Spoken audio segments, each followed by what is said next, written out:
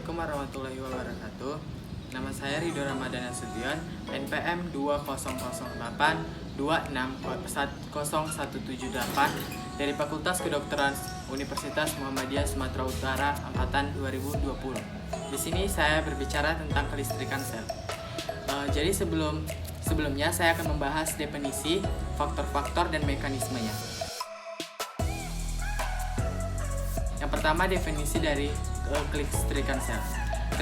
Kelistrikan sel adalah perpindahan suatu ion dari dalam sel keluar sel atau sebaliknya melalui membran sel.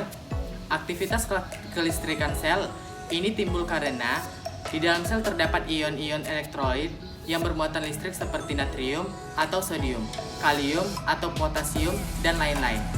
Kelistrikan yang dimaksud adalah aliran listrik pada sistem saraf pusat, khususnya pada sel saraf dan sel motorik dan dalam keadaan sehat. Selanjutnya saya akan menjelaskan tentang mekanisme kerja kelistrikan pada sistem saraf, yaitu saat neurotransmitter dilepaskan dari ujung akson suatu sel saraf ke dendrit pada sel saraf lain, maka impuls akan diteruskan ke sel saraf lainnya. Impuls ini akan membaca ion natrium positif yang awalnya terdapat di luar membran akson menjadi masuk ke dalam membran akson. Membran dalam akson menjadi lebih positif saat menerima rangsangan listrik atau impuls. Impuls kemudian akan mengalir atau bergerak di sepanjang membran akson hingga ke ujung akhir sel saraf. Saat rangsangan telah mencapai ujung sel saraf, maka neurotransmitter akan dilepaskan lalu kembali menuju sel saraf lain atau sel tujuan. Tegangan listrik pada sel saraf berdasarkan keberadaan impuls.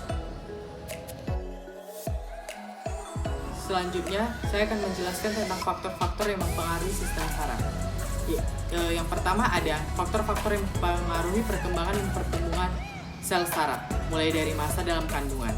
Sebagai contoh pentingnya asam folat dalam pertumbuhan kantong saraf atau neuronal tube selama perkembangan janin.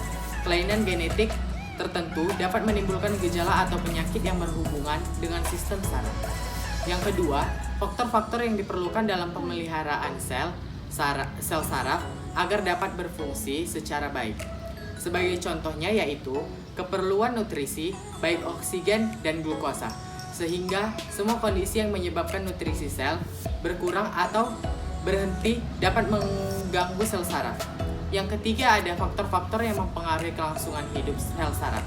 Semua faktor yang menyebabkan sel saraf mengalami cedera ataupun kematian seperti trauma pada saraf, gangguan pembuluh darah, kelainan autoimun, infeksi, metabolik, kelainan endokrin, obat-obatan, tumor, dan lain-lain akan mempengaruhi kerja sel saraf. Yang keempat ada faktor-faktor yang mempengaruhi pembentukan, penghantaran, maupun pengolahan impuls saraf. Sebagai contohnya yaitu untuk membentuk impuls sel saraf dalam bentuk potensial aksi listrik dibutuhkan peranan elektrolit. Kekurangan kadar elektrolit tertentu akan mempengaruhi pembentukan impuls saraf. Baiklah, demikianlah tadi yang saya jelaskan tentang kelistrikan pada sel. Kurang dan lebihnya saya mohon maaf. Saya akhiri. Assalamualaikum warahmatullahi wabarakatuh.